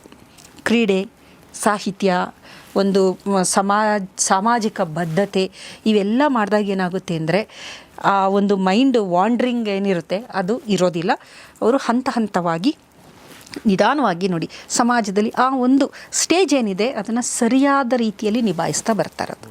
ಹಾಗಾಗಿ ತಂದೆ ತಾಯಿಗಳದು ಈಗ ಕಾಲೇಜನ್ನು ಬ್ಲೇಮ್ ಮಾಡೋಕ್ಕಾಗೋದಿಲ್ಲ, ಯಾರನ್ನೂ ಬ್ಲೇಮ್ ಮಾಡೋಕ್ಕಾಗಲ್ಲ. ನಿಮ್ಮ ಮಕ್ಕಳು, ನಿಮ್ಮ ಜವಾಬ್ದಾರಿ. ಸಮಯ ಕೊಡಿ. ಮೇಯ್ನ್ ಬೇಕಾಗಿರೋದು ಸಮಯ ಕೊಡಬೇಕು, ಮಾತಾಡಬೇಕು, ಕಷ್ಟ ಸುಖ ಕೇಳಬೇಕು, ಎಲ್ಲ ಮಾಡಬೇಕು. ಆಮೇಲೆ ಏನೋ ಒಂದು ತಪ್ಪಾಗಿದೆ, ಸಣ್ಣ ಪುಟ್ಟ ತಪ್ಪಾಗಿದೆ, ಕ್ಷಮಿಸಬೇಕು, ಅದನ್ನು ಸರಿದಾರಿಗೆ ತಗೊಂಡೋಗ್ಬೇಕು. ಏನಾದರೂ ಸಹಾಯ ಬೇಕು ಅಂದರೆ ಪೊಲೀಸರ ಸಹಾಯ ತಗೋಬೋದು, ಬೇಕಾದಷ್ಟಿದೆ. ಕೆಲವೊಂದು ಕೌನ್ಸಿಲಿಂಗ್ದೆಲ್ಲ ಇದೆ. ಎಲ್ಲಾದರೂ ಸಹಾಯ ಸಿಕ್ಕುತ್ತೆ. ಮನಸ್ಸಿಂದ ಮಾಡಿದ್ರೆ ಖಂಡಿತವಾಗ್ಲೂ ಇಂಥ ಜಾಲದಿಂದ ಹೊರ ಬರ್ಬೋದು. ಇಲ್ಲ ಅಂದರೆ ಫೈನಲ್ ಆಗಿ ಸಫರ್ ಆಗೋದು ಅವರ ಮಕ್ಕಳುಗಳೇ, ಆ ನೋವು ಉಂಟಾಗೋದು ತಂದೆ ತಾಯಿಗಳಿಗೆ. ಮತ್ತು ಜೀವನ ಹಾಳಾಗೋದು ಮಕ್ಕಳದು ಹಾಳಾಗುತ್ತೆ, ತಂದೆ ತಾಯಿಗಳು ಕೂಡ ಆ ನೋವಿನಲ್ಲೇ ಅವ್ರು ಇರಬೇಕಾಗತ್ತೆ.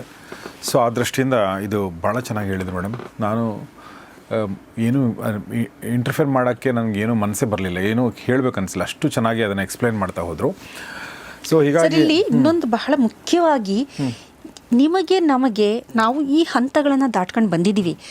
ಆದರೂ ಸಹ ನಮಗೂ ಅಷ್ಟೇ ಸ್ವಲ್ಪ ಈ ಮುಂಭಾಗದ ಮೆದುಳು ನಿಧಾನಕ್ಕೆ ಬೆಳವಣಿಗೆ ಆದ್ರೂ ಈಗಿನ ಜನರೇಷನ್ಗೆ ಹೋಲಿಸಿದರೆ ನಮಗೆ ಅದೊಂದು ಅರಿವಿತ್ತು, ಒಂದು ಪಕ್ವತೆ ಇತ್ತು, ಒಂದು ಮೆಚ್ಯೂರಿಟಿ ಇತ್ತು. ಕಾರಣ ಏನು ಅಂತಂದರೆ ಸಾಹಿತ್ಯ.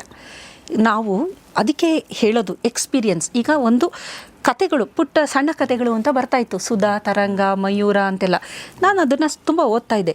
ಸಣ್ಣ ಕತೆ. ಆ ಸಣ್ಣ ಕಥೆಯಲ್ಲಿ ಏನಿತ್ತು ಅಂತಂದರೆ, ಆ ಸಣ್ಣ ಹುಡುಗಿ ಯಾರ್ದೋ ಮನೆಗೆ ಹೋಗ್ತಾಳೆ, ಯಾವುದೋ ಅಂಕಲ್ಲು, ಅವಳನ್ನ ಮಾತಾಡಿ ಸ್ವೀಟ್ ಕೊಡ್ತಾನೆ, ಬಾಗ್ಲಾಕಂತಾನೆ, ನಂತರ ಆ ಹುಡುಗಿಗೆ ತೊಂದರೆಗಳಾಯಿತು ಅನ್ನೋದು ಒಂದು ವಿವರಣೆ ಕೊಟ್ಟಾಗ ನಮ್ಮ ಬ್ರೈನ್ಗೆ ಆ ಥಾಟ್ ಹೋಯ್ತದು. ಆವಾಗ ನಾವು ಎಲ್ಲೇ ಹೋಗಬೇಕು ಅಂದರೂ ಅದು ಇದು ಯಾವ ಥರ ಅಂದರೆ ನಮ್ಮ ಬ್ರೈನು ಟಕ್ಕಂತ ಆ ಇದಕ್ಕೆ ರಿಲೇಟ್ ಮಾಡುತ್ತೆ. ಅದು ನಮ್ಮನ್ನು ಎಚ್ಚರಿಕೆಯಲ್ಲಿ ಇರೋಂಗೆ, ಒಳಗಡೆ ಹೋಗದೆ ಇರೋಂಗೆ, ತಕ್ಷಣ ಜೊತೇಲಿ ಯಾರ್ದೋ ಜೊತೇಲಿ ಹೋಗೋ ಥರ, ಈ ಥರದ ಒಂದು ಅರಿವನ್ನ ನಮಗೆ ಕೊಡ್ತಾಯಿತ್ತು. ಸಣ್ಣ ಕತೆಗಳು ಈ ಥರದ್ದು ಬೇಕಾದಷ್ಟು ಕತೆಗಳಿರೋದು. ಯಾವುದೋ ಫ್ರೆಂಡಿನ ಅಣ್ಣ ಅಂತೆ, ಅವನು ತುಂಬ ಚೆನ್ನಾಗಿ ಮಾತಾಡಿಸ್ಕೊಂಡು ಬಾ ಅಲ್ಲಿ ಡ್ರಾಪ್ ಮಾಡ್ತೀನಿ ಅಂದಾಗ ಅವಳನ್ನು ಕರ್ಕೊಂಡೋಗಿ ಅವಳ ಮೇಲೆ ಎಲ್ಲ ಬಲಾತ್ಕಾರ ಮಾಡಿದ್ರು ಅಂತ ಒಂದು ಕತೆ. ಆ ಕತೆ ಓದಿದಾಗ ಅದು ನಮ್ಮ ನಿಜ ಜೀವನದಲ್ಲಿ ನಮಗೆ ತಿಳಿಸ್ತಿದ್ದೇನೆಂದರೆ ಒಬ್ಬಳೇ ಹೋಗಬಾರ್ದು, ಯಾರು ಕರೆದ್ರೂ ಅಷ್ಟು ಸುಲಭವಾಗಿ. ಇದೆಲ್ಲ ಇವಾಗಿನ ಮಕ್ಕಳಿಗೆ ಈ ಥರದ ಉದಾಹರಣೆಗಳನ್ನು ಹೇಳೋರೇ ಆಗಲಿ ಯಾರೂ ಇಲ್ಲ. ಫಸ್ಟ್ ಆಫ್ ಆಲ್ ಓದೋದಿಲ್ಲ ಅವರು, ಅದು ಗೊತ್ತಿಲ್ಲ ಅವರಿಗೆ ಈ ಥರ ಎಲ್ಲ ನಡೆಯುತ್ತೆ ಜಗತ್ತಲ್ಲಿ ಅಂತ ಗೊತ್ತಿಲ್ಲ. ಕತೆಗಳನ್ನ ಓದೋದಿಲ್ಲ. ಈ ಥರ ಉದಾಹರಣೆಗಳನ್ನು ಕೂರಿಸ್ಕೊಂಡು ಹೇಳೋವಂಥ ಸಮಾಜದಲ್ಲಿ ಯಾರೂ ಇಲ್ಲ ಅವರಿಗೆ. ದೊಡ್ಡವರೇ ಆಗಲಿ ತಂದೆ ತಾಯಿಗಳು ಈ ಥರದನ್ನ ಹೇಳೋದೇ ಇಲ್ಲ. ಅವರು ಈ ಥರದ ವಿಚಾರಗಳನ್ನೇ ಮಾತಾಡೋದಿಲ್ಲ. ಈ ಥರ ಈಗಲೂ ನಮ್ಮ ಸಬ್ಕಾನ್ಷಿಯಸ್ ಮೈಂಡು ಅಥವಾ ನಮಗೆ ಇನ್ಸ್ಟಿಂಕ್ಟ್ ಯಾವ ಥರ ಅಂದರೆ, ಈಗ ನಾನು ನಿಮ್ಮ ವಯಸ್ಸಿಗಿನ ನಿಮಗಿನ್ನ ದೊಡ್ಡವಳು ನಾನು. ಈಗಲೂ ಆ ಇನ್ಸ್ಟಿಂಕ್ಟ್ ಹೆಂಗೆ ಅಂದರೆ, ಎಲ್ಲೇ ಹೋಗಲಿ ನಾನು ಬಾಗ್ಲ ಹತ್ರನೇ ನಿಂತಿರ್ತೀನಿ. ಈಗ ಯಾರ ಹತ್ರನೇ ಮಾತಾಡ್ತಿದ್ರು, ಸುಮ್ಮನೆ ಈ ಶರ್ಲಾಕ್ ಹೋಮ್ಸ್ ಅವೆಲ್ಲ ನೀವು ನೋಡಿದಾಗ ಅವೆಲ್ಲ ತುಂಬ ಒಂಥರ ಚೆನ್ನಾಗಿರುತ್ತದು. ಹೇಗೆ ಅಂತಂದರೆ ಸುಮ್ಮನೆ ಮೈಂಡ್ ಹಂಗೆ ಸ್ಕ್ಯಾನ್ ಮಾಡಿರುತ್ತೆ ಆ ವಾತಾವರಣನ. ಏನಾದರೂ ಅಪಾಯ ಆದರೆ ಯಾವುದರಿಂದ ಹೊಡಿಬೋದು ಅನ್ನೋದು ಜ್ಞಾಪಕ. ಅಲ್ಲಿರೋ ಅಂಥದ್ದು ಪೇಪರ್ ವೆಯ್ಟ್ ಇರ್ಬೋದು. ಇದು ಯಾವಾಗ ಬರುತ್ತೆ ಅಂದರೆ ನಿಮಗೆ ಒಂದು ವೈಡ್ ನಾಲೆಡ್ಜ್. ನನಗೆ ಈ ಥರ ಅಂತೂ ಖಂಡಿತ. ಈಗ ಕೆಲವರು ನಮಗೆ ಗೊತ್ತಿರುತ್ತೆ ಆ ವ್ಯಕ್ತಿ, ಈಗ ನಮ್ಮ ಕಲೀಗ್ ಆಗ್ಬೋದು, ಮತ್ತೊಬ್ಬರು ಆಗ್ಬೋದು, ಸ್ವಲ್ಪ ಅಷ್ಟೊಂದು ಒಳ್ಳೆಯ ವ್ಯಕ್ತಿ ಅಲ್ಲ ಅಂದಾಗ ಅವ್ರು, ನಾವು ಸಮಾಜದಲ್ಲಿ ಎಲ್ಲರ ಜೊತೆನೂ ಇರಬೇಕು, ಎಲ್ಲರ ಜೊತೆನೂ ಮಾತಾಡಬೇಕು. ಬಟ್ ನನ್ನ ಎಚ್ಚರಿಕೆ ಇರುತ್ತೆ ಅಂದರೆ ಅಲ್ಲಿ ಹೋದಾಗ ನನಗೆ ಏನಾದ್ರು ಆಯಿತು ಅಂದರೆ ನೆಕ್ಸ್ಟ್ ನನ್ನ ಇನ್ಸ್ಟಿಂಕ್ಟ್ ಏನು ಅನ್ನೋದು. ಇದೆಲ್ಲ ಇದ್ದಿದ್ದರಿಂದ ಯಾವುದೇ ರೀತಿಯ ತೊಂದರೆಗಳು, ಹದಿಹರೆಯಾಗಲಿ, ಮತ್ತೊಂದಾಗಲಿ, ಮಗದೊಂದಾಗಲಿ, ಒಂಟಿಯಾಗಿ ಟ್ರಾವೆಲ್ ಮಾಡೋದೇ ಆಗಲಿ, ಏನೇ ಆದ್ರೂ ಎಲ್ಲೂ ಇದುವರೆಗೂ ಯಾವ ರೀತಿ ತೊಂದರೆನೂ ಇಲ್ಲ. ಏಕೆಂದರೆ ನಮಗೆ ಆಲ್ರೆಡಿ ಒಂದು ನಮ್ಮ ಮುಂಭಾಗದ ಮೆದುಳು ಎಚ್ಚರಿಕೆ ಕೊಡ್ತಾ ಇರುತ್ತೆ. ಈವನ್ ನಾನು ಎಲ್ಲೇ ಟ್ರಾವೆಲ್ ಮಾಡಬೇಕಾದ್ರೆ ಯಾರ ಹತ್ರ ತಿಂಡಿ ತಗೊಂಡು ತಿನ್ನೋದಿಲ್ಲ. ಏಕೆಂದರೆ ಒಬ್ಬಳೇ ಇರ್ತೀವಿ ಕೆಲವು ಸಲ, ಗೊತ್ತಿಲ್ಲ. ಏಕೆಂದರೆ ಸಣ್ಣ ಕತೆ ಒಂದು ಯಾವಾಗಲೂ ಮಯೂರದಲ್ಲಿ ಓದಿದ ಜ್ಞಾಪಕ ಇದೆ. ಮತ್ತು ಬರಿಸುವುದನ್ನು ತಿನ್ನಿಸಿ ಅವ್ರನ್ನ ಕರ್ಕೊಂಡೋಗಿ ಬಾಂಬೆಗೆ ಕರ್ಕೊಂಡು ಹೋದ್ರು ಅನ್ನೋದು ಎಲ್ಲ ಓದಿರ್ತೀವಿ. ಸೊ ಮೆದುಳು ಏನು ಮಾಡುತ್ತೆ, ಅದು ಟಕ್ಕಂತ ರಿಲೇಟ್ ಮಾಡುತ್ತೆ, ಯಾವುದು ತಿನ್ನಬೇಡ, ಎಚ್ಚರಿಕೆ. ಕೇಳಿದ್ರೆ ಇಲ್ಲ ಇವತ್ತು ಫಾಸ್ಟಿಂಗು ಅಲ್ಲ. ನಾವು ಎಷ್ಟು ಒಂದು ಕ್ಲೆವರಾಗಿ ಇರಬೇಕು ಪ್ರಪಂಚದಲ್ಲಿ ಅನ್ನೋದಕ್ಕೆ. ಮಕ್ಕಳಿಗೆ ಇದೆಲ್ಲ ಗೊತ್ತಾಗಬೇಕು ಅಂದರೆ ಓದಬೇಕು. ಅವರು ಸ್ವಲ್ಪ ಓದಿದಾಗ ಇದೆಲ್ಲ ಒಂದು ಪ್ರಪಂಚದ ಬಗ್ಗೆ. ನೀವು ಹೇಳಿದ್ದು ಎಷ್ಟು ಲೇಟ್ ಆಯಿತು ಅಂದರೆ, ನಾನು ಮಯೂರದಲ್ಲಿ ಒಂದು ಕಥೆ ಓದಿದ್ದೆ. ಬಹುಶಃ ಅದೇ ಕಥೆ ಓದಿದ್ದೀರಾ ಅಂತ ನೀವು. ಒಬ್ಬ ವ್ಯಕ್ತಿ ಬಸ್ಸಲ್ಲಿ ಹೋಗ್ತಿರ್ತಾನೆ, ಪಕ್ಕದಲ್ಲಿ ಒಬ್ಬಳು ತುಂಬ ಚೆಂದ ಇರುವಂಥ ಹೆಣ್ಮಗಳು ಬಂದು ಕೂತ್ಕೋತಾಳೆ. ಅದು ಒಂದು ಸ್ವಲ್ಪ ಐಷಾರಾಮಿ ಬಸ್ ಅನಿಸುತ್ತೆ, ನೆನಪಿಲ್ಲ ಫುಲ್ ನನಗೆ. ಇದು ಹುಡುಗರಿಗೂ ಅನ್ವಯಿಸುತ್ತೆ, ಅವನು ದೋಚ್ಬೋದು. ಹುಡುಗಿರು ತುಂಬ ಬ್ಯೂಟಿಫುಲ್ ಆಗಿರೋರು. ಅವಳು ತನ್ನ ಕತೆ ಹೀಗೆ ಮಾತಾಡ್ತಾ ಅವಳು ತನ್ನ ಕತೆ ಹೇಳಕ್ಕೆ ಶುರು ಮಾಡ್ತಾಳೆ. ಏನಂದರೆ ಅವನು ತುಂಬ ಚಿಕ್ಕವಳಿದ್ದಾಗ ಒಬ್ಬ ಹುಡುಗ ಇವಳನ್ನ ಪ್ರೀತಿ ಮಾಡಿ ನಾಟಕ ಮಾಡಿ ಮುಂಬೈ ಕರ್ಕೊಂಡೋಗಿ ವೇಶ್ಯಾವಾಟಿಕೆ ಮಾರಿಬಿಟ್ಟಿರ್ತಾನೆ. ಆಮೇಲೆ ಅವಳು ಅದು ಏನೇನೋ ಮಾಡಿಕೊಂಡು ಅವಳು ವೇಶ್ಯಾಗೆ ಬದುಕಿರ್ತಾಳೆ. ಆಮೇಲೆ ದುಡ್ಡು ಗಳಿಸ್ಕೊಂಡು ಏನೇನೋ ಮಾಡ್ಕೊಂಡು ಲೈಫಲ್ಲಿ ಸೆಟ್ಲ್ ಆಗಿರ್ತಾಳೆ, ವೇಶ್ಯಾಗೆ ಸೆಟ್ಲ್ ಆಗಿರ್ತಾಳೆ ಅಂತ ಅಂದ್ಕೊಳ್ಳಿ. ಆಮೇಲೆ ಸಮಾಜ ಸೇವೆ ಮಾಡಿ ಏನೋ ಮಾಡಿ ಕೊನೆಗೆ ಇಷ್ಟೆಲ್ಲ ಹೇಳಿದ್ಮೇಲೆ ಅವಳು ಬಸ್ ಇಳಿಯೋ ಟೈಮಲ್ಲಿ ಅವನಿಗೆ ಏನು ಕೇಳ್ತಾಳೆ ಅಂತಂದರೆ, ನಾನು ಈಗಲೂ ಅವಿವಾಹಿತೆ, ನೀನು ಅಷ್ಟು ನನ್ನ ಬಗ್ಗೆ ಇಷ್ಟೊಂದೆಲ್ಲ ತಿಳ್ಕೊಂಡಲ್ಲ, ನೀನು ನನ್ನ ಮದುವೆ ಆಗ್ತೀಯಾ ಅಂತ ಕೇಳ್ತಾಳೆ ಅವಳು. ಅಲ್ಲಿ ಕತೆ ಮುಗಿಯುತ್ತೆ. ಅಂದರೆ ಇಂಥವೆಲ್ಲ ನಾವು ಓದಿರೋದ್ರಿಂದ ಅಂದರೆ ನಮಗೆ ಅಂದರೆ ಡಿಫೆನ್ಸ್ ಮೆಕ್ಯಾನಿಸಮ್ ಒಂದು ರೆಡಿ ಇರುತ್ತೆ.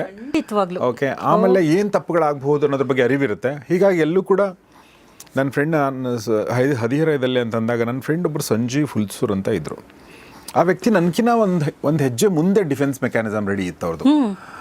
ಏನೇ ಮಾಡಬೇಕಾದ್ರೂ ಕೂಡ ಅವರು ಅಂದರೆ ಈಗ ಅವರು ಅಂತ ಇದ್ದೀನಿ, ಅವನು ನನ್ನ ಫ್ರೆಂಡೇ ಅವನು, ಬಟ್ ದೊಡ್ಡವರಾಗಿರೋದು ಅವರು ಅಂತ ಇದ್ದೀನಿ.